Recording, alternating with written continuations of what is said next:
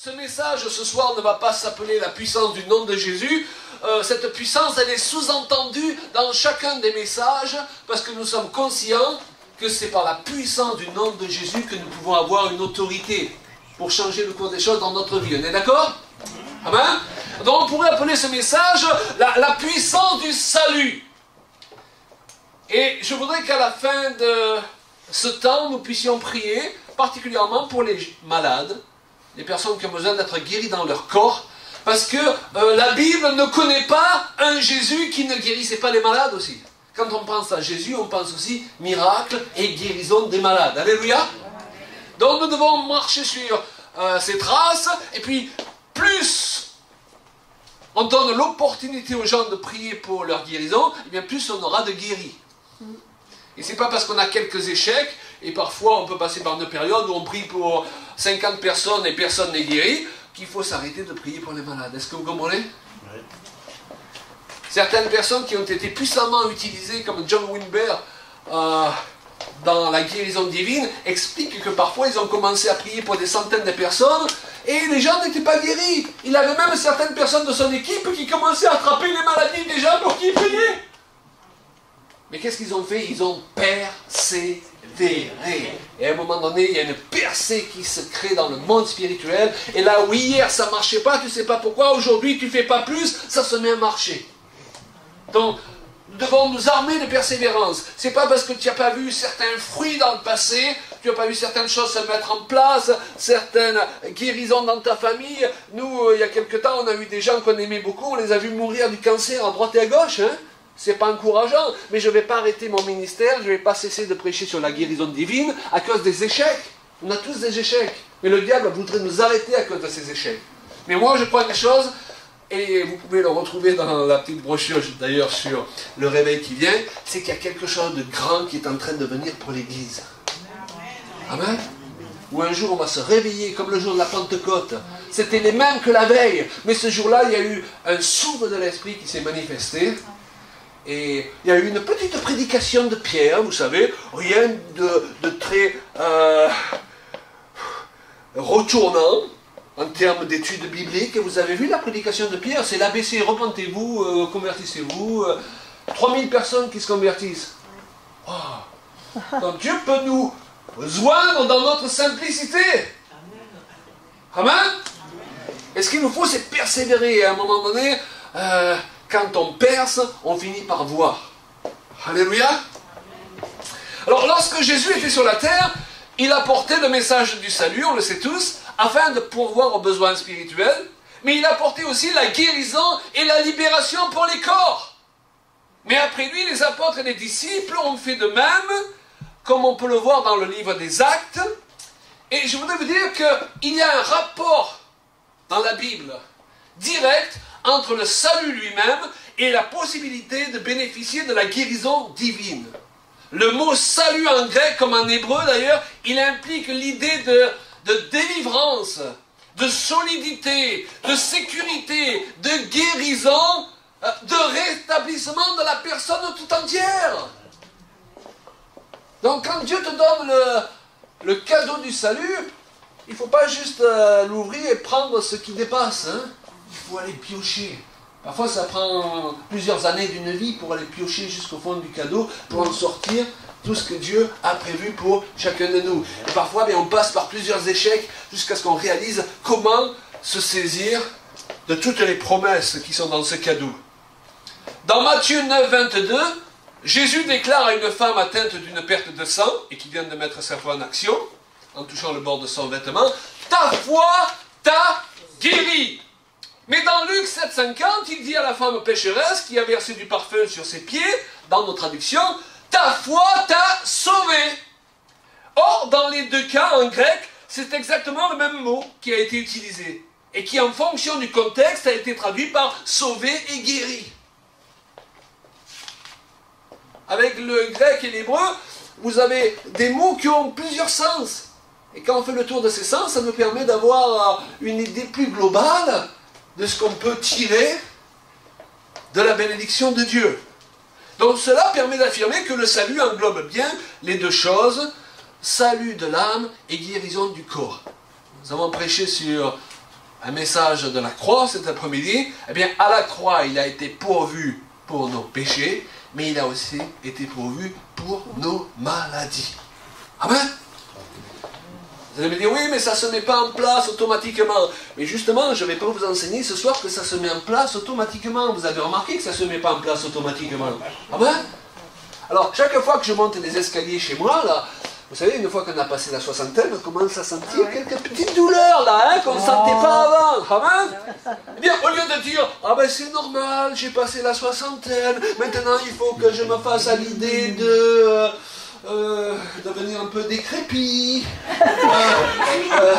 Certains même se font l'idée de devenir un peu gâteux. Non, non, j'ai du travail devant moi. Alléluia. J'ai encore une bonne trentaine d'années pour le ministère avec ma femme. Il faut que je sois en bonne santé. Donc j'ordonne à ces genoux de fonctionner. J'ordonne à ce dos de fonctionner. Amen. Je parle à mon dos. Je parle à mes genoux. Tout sauf la foi passive. Et vous pouvez apprendre à travers un message comme celui-ci à parler à vos membres, à parler à vous-même. La Bible dit, celui qui médite la parole de Dieu jour et nuit, toutes choses lui réussiront. Ça peut être progressif, on pourrait traduire, toutes choses vont lui réussir de plus en plus. Donc il est important dans ces temps de s'armer de la pensée d'aller vers le plus et non pas d'aller vers le moins. Et en hébreu, méditer signifie parler à soi-même. Et c'est important de savoir se parler à soi-même. Vous avez remarqué dans la vie, parfois vous passez par des périodes, il n'y a personne pour vous remonter le moral. Si vous ne savez pas vous le remonter tout seul. Vous avez vu le psalmiste régulièrement, il se parle, ne te laisse pas abattre mon âme, tu es entouré d'ennemis. Tous ceux qui t'aimaient te rejettent. Mais mon âme, rappelle-toi les bontés de Dieu. Il se parle à lui-même, le gars. Et c'est pourquoi la Bible dit d'ailleurs dans le Nouveau Testament de nous encourager nous-mêmes, par des psaumes. On pourrait dire par des proclamations positives conformes à la parole de Dieu. Amen. Dans Timothée 2,4, nous pouvons lire « Cela est bon et agréable devant Dieu qui veut que tous les hommes soient sauvés. » Donc, d'après ce que nous avons dit tout à l'heure, on pourrait traduire aussi « Dieu qui veut que tous les hommes soient guéris. » Pourquoi? Bien parce que Dieu est bon. Dieu il veut de bonnes choses pour nous. Dans un autre passage de l'Écriture, des Évangiles, on voit un lépreux qui vient devant Jésus et qui lui dit, il sait qu'il peut, mais il lui dit, si tu veux me rendre pur. Et parfois nous n'avons pas un problème à croire que Dieu peut. Je crois que vous croyez tous que Dieu peut tout ici. Amen. Par contre, souvent le diable sème des graines dans notre esprit pour nous faire penser que Dieu ne veut pas. Aujourd'hui, il s'est levé du mauvais pied. Dieu, il a dit, je ne guéris pas Monique. Est-ce que vous pensez que Dieu, il raisonne comme ça? Non. La Bible nous dit de ne pas faire raisonner Dieu comme raisonnent les hommes dans notre esprit. Et de bien faire la différence. Dieu veut que nous soyons guéris. Ah, c'est rassurant quand même. Alors qu'est-ce qu'il fait? Il dit, je le veux, sois guéri. Donc Dieu nous veut de bonnes choses. Il veut que nous soyons tous guéris. La Bible dit ailleurs en effet que Dieu ne fait point de favoritisme. Et je vais vous donner une bonne nouvelle ce soir. Ce n'est pas parce que je tiens un micro que je suis un ministère itinérant que Dieu il m'aime plus que vous. Ce n'est pas parce que je chante des chants avec une guitare que Dieu m'aime plus que vous. Dieu ne fait pas de favoritisme. Amen. Et ce qu'il veut pour moi, il le veut pour vous. Dieu ne nous juge pas en fonction qu'on soit dans la lumière, qu'on tienne un micro ou pas. Il nous juge en fonction de la fidélité que nous manifestons dans ce qu'il nous a confié. Et s'il nous a confié de passer la serpillère dans l'église, eh bien, il ne va pas nous juger en fonction du nombre d'églises qu'on a ouvertes. Est-ce que vous comprenez? Pourquoi la Bible dit qu'on ne doit pas se comparer les uns aux autres? Ce qui est important, c'est d'être fidèle dans ce que Dieu nous a confié, qu'on soit dans l'ombre ou qu'on soit dans la lumière. Et je crois que le jour du jugement, il y a beaucoup de gens qui se trouvaient dans l'ombre, qui recevront de grandes récompenses, quand d'autres qui se trouvaient dans la lumière et qui étaient là juste pour frimer, ils auront de grandes déceptions. Donc rappelez-vous, ce qui est important, ce n'est pas que vous ayez les spots braqués sur vous sur terre, mais être sûr que les spots du ciel sont braqués sur vous. Amen.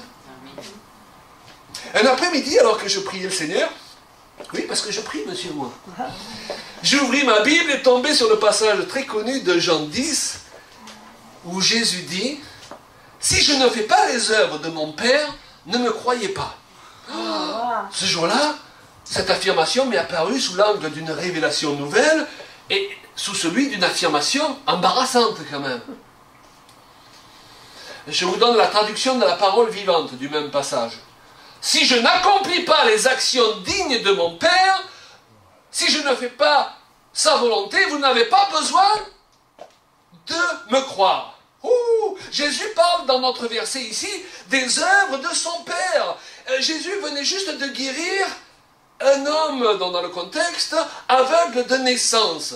Et les disciples lui avaient demandé qui avait péché, lui ou ses parents, pour qu'il soit né aveugle. Ce à quoi Jésus avait répondu, c'est pas parce que lui ou ses parents ont péché, mais c'est afin que les œuvres de Dieu soient manifestées en lui. Et Jésus avait précisé que ces œuvres-là, c'était les œuvres du Père. Wow. Donc, le Seigneur est en train de dire à son Église, et les amis, si vous ne manifestez pas les œuvres du Père, il est normal que les gens n'y croient pas. Vous ne pensez pas qu'il faut qu'on rentre dans une autre dimension là? Donc c'est à la guérison de ce jeune homme qui était né aveugle que Jésus fait allusion en parlant aux pharisiens des œuvres du Père. Et à plusieurs reprises, après avoir fait des miracles, Jésus y fait allusion en parlant des œuvres de son Père ou des œuvres de Dieu. Donc dans Jean 10, 37 que j'ai cité tout à l'heure, ce que Jésus dit peut se rendre ainsi. Si je ne manifestais pas des signes à travers des guérisons et des miracles, qui sont la confirmation que le Père m'a envoyé, alors ça serait compréhensible que vous ne croyez pas. Alors je sais qu'au départ on est là pour croire sans voir, mais on ne peut pas passer toute sa vie à ne pas voir. Amen. Parce que l'action de Dieu dans notre vie, elle ne veut pas passer inaperçue. Alléluia. Il continue au verset 38. Mais si je l'ai fait, même si vous ne croyez point, croyez au moins à ses œuvres, afin que vous sachiez et reconnaissiez que le Père est en moi et que je suis dans le Père. Waouh! Je ne sais pas pour vous, mais moi j'aspire à ce qu'il se lève une église qui fasse les œuvres du Père. Et celle-là, on va la prendre au sérieux. On pourrait dire que Jésus dit à l'église aujourd'hui, si je ne fais pas aujourd'hui à travers mon corps qui est l'église sur la terre, les œuvres du Père, ils ne croiront pas en moi, et à la rigueur c'est logique. Les œuvres du Père ont cette caractéristique, c'est que ce sont les œuvres d'un Père. Ah, moi j'ai 4 enfants, je tiens à vous dire que pour mes enfants, je suis prêt à donner ma vie. Alléluia. Je suis prêt à, je cherche toujours à leur donner le meilleur. Ça ne me viendrait pas de dire, tiens, Seigneur, ça serait bien que celui-ci, là, n'arrive pas à finir ses fins de mois, ça le rendra plus spirituel. Je peux envoyer un bon rhume à cet autre-là. Et pourtant, parfois, on croit des enseignements qui nous enseignent ces choses-là.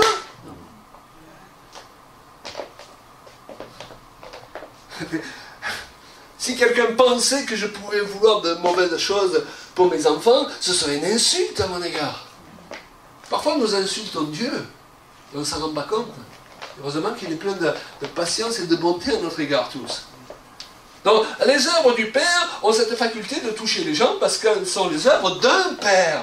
Un Père veut faire du bien à ses enfants, et lorsque Dieu guérit les gens, ce n'est pas avant tout pour prouver quelque chose, c'est pour démontrer, plus précisément, exprimer quelque chose, son amour, sa bonté et sa nature. Amen. Vous savez, Dieu n'a pas de problème d'identité. Il ne fait pas comme certains serviteurs de Dieu, il n'est pas là pour faire le show. Il ne veut pas nous guérir pour montrer qu'il est le plus grand, le plus fort. Il est très bien dans sa tête, Dieu. D'ailleurs, la preuve, c'est qu'il continue à aimer même ceux qui le critiquent et qui ne croient pas en lui. Mais la Bible dit que Dieu est amour. Il veut de bonnes choses pour l'humanité. Regardez ce que dit le psaume 109, verset 26. « Secours-moi, Éternel, mon Dieu! Sauve-moi par ta bonté! » Wouh! Dites-le à quelqu'un, Dieu est bon! Dieu est bon! À travers les œuvres du Père, les gens peuvent savoir que Dieu les aime et que l'Évangile est une bonne nouvelle. Les gens sont confrontés tous les jours aux œuvres du diable. L'Évangile, c'est leur présenter les œuvres de Dieu. Et lorsque cette femme atteinte d'une perte de sang là, qui est venue toucher le bord de son vêtement, a été guérie, et ça fait râler les pharisiens d'ailleurs. Il y a toujours des gens pour aller lorsque Dieu vous bénit. Vous avez remarqué? Et Jésus, il n'a pas dit, ah, vous voyez cette femme que Dieu avait rendue malade depuis tant d'années? Oh, j'ai prié le Père quand même pour qu'il retire sa main sur elle et qu'il la guérisse. Ça donnera du cachet à mon ministère. C'est pas ça qu'il a dit, Jésus. Il a dit, cette femme que Satan tenait liée depuis toutes ces années, il fallait la délier. Amen. Le destructeur, c'est Satan. Il ne faut surtout pas confondre. Parce qu'alors, c'est difficile de mettre sa foi en action, parce que la Bible dit que la foi est la ferme assurance des choses qu'on espère. C'est difficile d'avoir une ferme assurance des choses qu'on espère pour libérer justement cette foi dans la guérison ou dans la bénédiction, si on n'est pas sûr finalement que Dieu veut nous bénir ou Dieu veut nous guérir. Au fond de notre esprit, on se dit peut-être que je lutte contre Dieu. Mais mes amis, quand vous êtes malade, vous n'avez pas l'impression de lutter contre Dieu quand vous allez au docteur. Non. Mais si c'était Dieu qui vous avait envoyé la maladie, ben, il ne fallait pas aller au docteur, il fallait se laisser mourir. Mais aucun de nous ici va se laisser mourir. Nous sommes d'accord? Et merci Seigneur pour les docteurs. Le fait que nous prêchions la guérison divine ne veut pas dire qu'on ne veut pas que les gens aillent au docteur. C'est le même combat pour aider les gens à être guéris. Alléluia.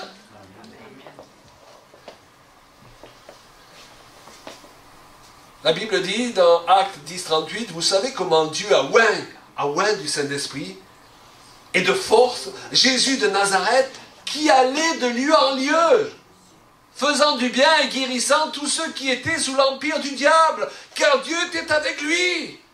Je répète ce passage. Vous savez comment Dieu a oint du Saint-Esprit de force Jésus de Nazareth qui allait à Colmar, faisant du bien et guérissant tous ceux qui étaient sous l'empire du diable, car Dieu était avec lui. Wow. Donc, le Fils de Dieu apparut pour détruire les œuvres du diable. Donc, il faut bien comprendre quelles sont les œuvres de Dieu et quelles sont les œuvres du diable. D'ailleurs, Paul, nous l'avons cité cet après-midi, l'apôtre n'était pas seulement un homme de la parole, mais aussi un homme de la puissance. Et il dit que c'est sur une démonstration d'esprit de puissance qu'il voulait que la foi de ceux qui l'écoutent soit bâti et non pas sur les beaux discours de la sagesse humaine. Alors, Paul donne une définition de l'évangile et de la bonne nouvelle en disant que c'est la puissance de Dieu pour le salut de quiconque croit. Wow. Pourquoi nous venons d'écouter avant de prier les 80% du message jusqu'à présent?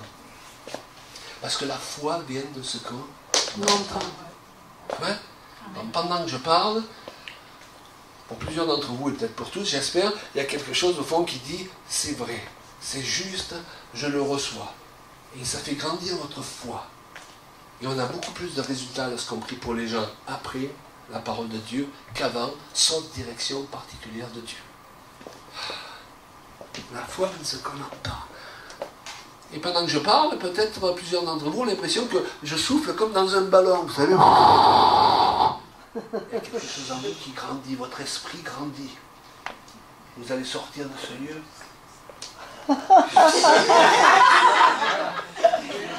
Bon, le problème, c'est que ça nous arrive régulièrement, mais une fois qu'on sort, on a des fuites.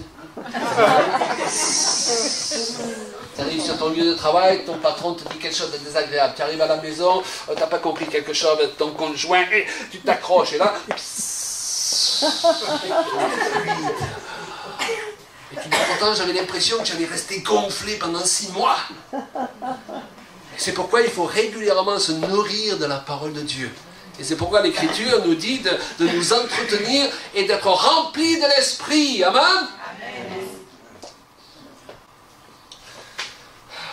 Alors, lorsqu'on lève la puissance au message de l'Évangile, on s'attaque à l'Évangile lui-même. Mais Paul dit qu'il n'a pas honte de l'Évangile, justement, parce que c'est une puissance pour le salut de quiconque croit. Donc nous prions qu'à la suite de ce week-end, cette parole fasse son effet dans votre vie. Alors ça peut être d'une manière immédiate, là, pendant que je parle. La Bible nous dit que pendant que Pierre parlait, le Saint-Esprit descendit sur ceux qui l'écoutaient. Régulièrement, dans les réunions, des gens... au moment de prier, disent, j'ai pas besoin de me lever pour qu'on prie pour moi, parce que j'ai déjà reçu sur ma chaise, pendant que vous parliez, ce dont j'ai besoin. Amen. D'autres fois, c'est au moment où on prie pour vous, quand on vous impose les mains. Que vous sentiez quelque chose ou pas. Certains disent, oh, je ne suis pas tombé par terre, donc Dieu ne m'a pas touché. Et ça ne veut rien dire, ça. Il y a des gens, ils tombent 10 fois par terre, ils se relèvent, ils sont pris en cabane, tant qu'ils restent debout. C'est ce que je veux dire par là, c'est que si le Saint-Esprit vous fait tomber, alléluia, mais vous n'avez pas à essayer d'avoir l'air spirituel en pensant qu'il faut tomber pour être béni. Amen. Parce que Dieu nous touche chacun d'une manière différente. Parfois vous êtes sur votre chaise et vous êtes simplement en paix. La paix. Un autre, il ne sait pas pourquoi il a envie de pleurer. Un autre, il a envie de rire, il ne sait pas pourquoi. Et ça, c'est différentes visitations du même esprit, selon nos sensibilités différentes.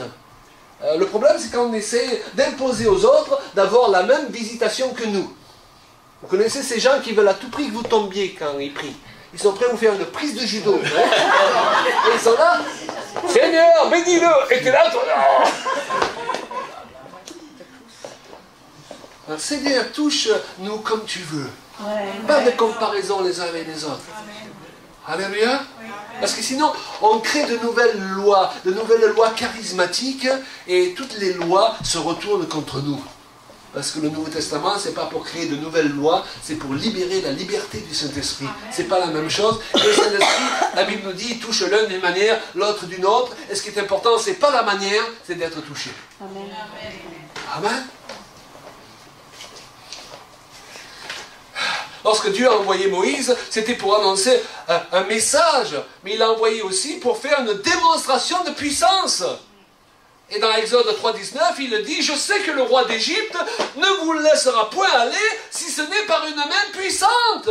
Plusieurs d'entre vous, vous avez besoin qu'une main puissante vous touche ce soir ou à la suite de ces réunions pour que soit brisé un obstacle que le diable a placé depuis des années sur votre route.